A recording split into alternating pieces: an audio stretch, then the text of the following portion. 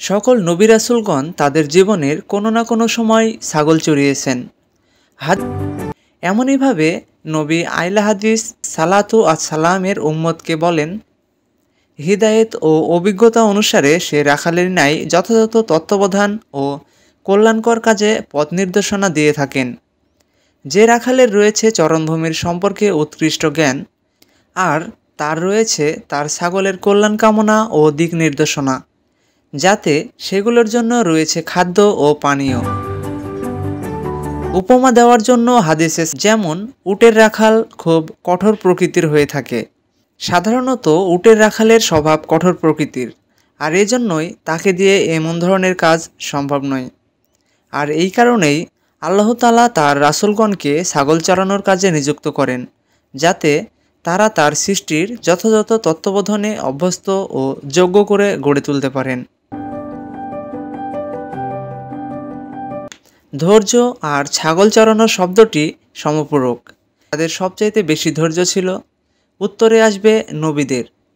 আর আল্লাহ তাআলা নবীদের রাগ নিয়ন্ত্রণ রাখার জন্য, ধৈর্য ধারণ করার জন্য প্রত্যেক নবী রাসূলকেই ছাগল পালনের দায়িত্ব দিয়েছিলেন।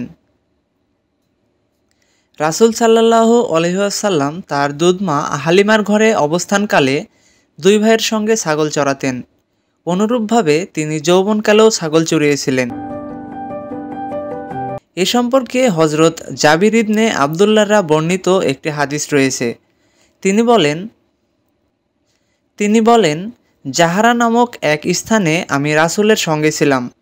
আমি সেখানে পিলু ফল ছিটিয়েছিলাম। তিনি বললেন, কালো কালো দেখেছিল, এগুলো সুস্বাদু হয়।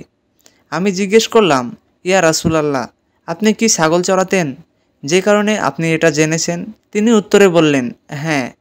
তিনি বললেন, এমন কোনো নবী নেই যে তিনি ছাগল চড়াননি।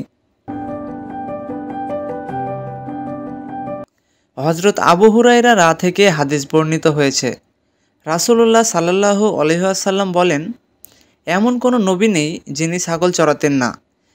সকল নবী রাসূলের কোনো না কোনো পেশা ছিল।